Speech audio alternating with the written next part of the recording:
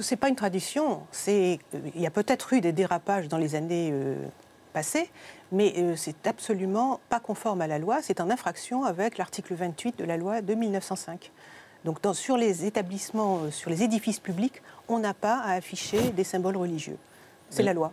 La laïcité, c'est vivre ensemble. Vous parlez de dérapage des crèches. C'est quand même pas un dérapage de les mettre dans des mairies. Est-ce que ça va gêner des musulmans et des juifs de voir une crèche religieuse comme ça à la mairie, dans le hall? Justement, il faut comprendre. Il faut comprendre pourquoi. Pourquoi cette neutralité? La neutralité, c'est pour bien marquer que l'État regarde de la même façon tous les citoyens, quelles que soient leurs convictions ou leurs croyances.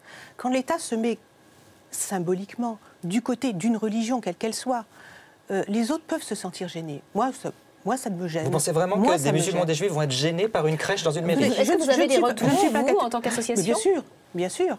Les associations laïques, un certain nombre de laïcs et de personnes qui pensent que la laïcité est la meilleure façon de vivre ensemble, pensent que ce n'est pas à l'État d'afficher des symboles religieux. En revanche, qui est totale liberté pour les afficher dans une église, même sur le parvis d'une église avec autorisation de la préfecture, pourquoi pas?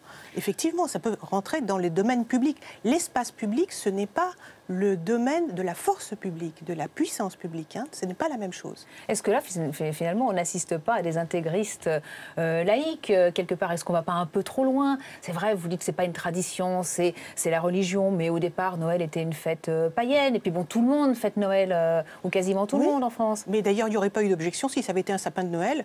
Vous êtes sûr? Ce n'est pas la prochaine étape? Bien sûr que non. Ce n'est pas la prochaine étape, ça n'a aucun sens.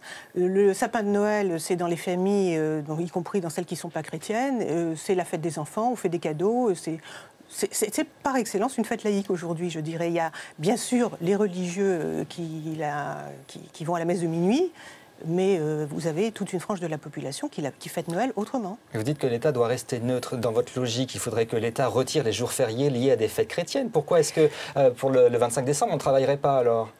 Écoutez, on a chaque pays, et en Europe c'est la même chose, dans tous les pays européens c'est la même chose. On a le poids de l'histoire et effectivement je ne suis pas pour tout abolir. Mais là il se trouve qu'il y a une loi qui a fixé la limite. Et je suis tout simplement pour l'application de la loi.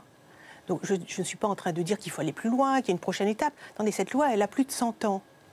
Et on ne l'a pas vraiment durci, on aurait plutôt même assoupli son application jusque-là. Non, elle a 100 ans, mais elle est bien respectée, il n'y a pas spécialement de problème. En l'occurrence, elle ne l'était pas. Pour 3 semaines, une crèche, bon.